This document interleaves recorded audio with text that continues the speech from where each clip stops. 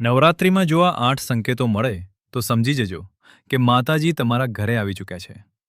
પણ તે પહેલાં માતાજીના સાચા ભક્તો ચૈત્ર નવરાત્રિના પાવન પર્વ પર કોમેન્ટ બોક્સમાં જય માતાજી જરૂર લખજો.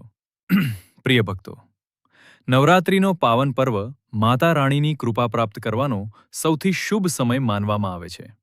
શાસ્ત્રો અનુસાર આ દિવસોમાં જો તમને કોઈ વિશેષ સંકેતો દેખાય તો સમજી જજો કે માતાજી સ્વયં તમારા ઘરે પધારી ચૂક્યા છે અને તમારી મનોકામનાઓ પૂરી થવાની છે.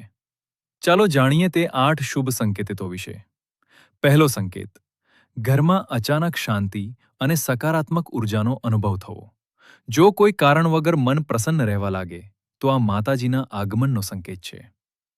બીજો સંકેત: સવારે ઉઠતાની સાથે જ મંદિરની ઘંટડી કે ભજનનો અવાજ સંભળાવો. આ ખૂબ જ શુભ માનવામાં આવે છે.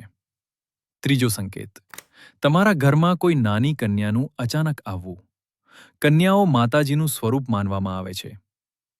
ચોથો સંકેત: ઘરના મંદિરમાં દીવાનું પોતાની મેળે વધુ સમય સુધી પ્રજ્વલિત રહેવું અથવા તેની જ્યોતનું સ્થિર રહેવું.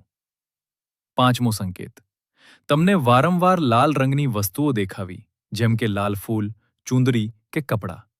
આ માતાજીનો પ્રિય રંગ છે. છઠ્ઠો સંકેત: સ્વપ્નમાં દેવી માના દર્શન થવા કે મંદિર દેખાવું. આ અત્યંત શુભ અને માતાજીની કૃપાનો સંકેત છે. સાતમો સંકેત: ઘરમાં અચાનક ખુશખબરી મળવી કે અટકેલા કામો પૂરા થવા લાગવા. આઠમો અને સૌથી મહત્વપૂર્ણ સંકેત: તમારા મનમાં ભક્તિનો ભાવ વધવો અને વારંવાર માતાજીનું નામ લેવાનું મન થવું. ભક્તો, જો તમને આમાંથી કોઈ પણ સંકેત નવરાત્રિમાં મળે છે તો સમજી જજો કે માતાજી તમારી પૂજાથી પ્રસન્ન છે અને તમારા ઘરમાં તેમના આશીર્વાદ બનેલા છે. તેથી નવરાત્રિના આ પાવન દિવસોમાં સાચા મનથી માતા રાણીની આરાધના કરો અને તેમના આ સંકેતોને ઓળખો. મિત્રો, વિડિયો સારો લાગ્યો હોય તો લાઇક અને સબસ્ક્રાઇબ જરૂર કરજો. ધન્યવાદ.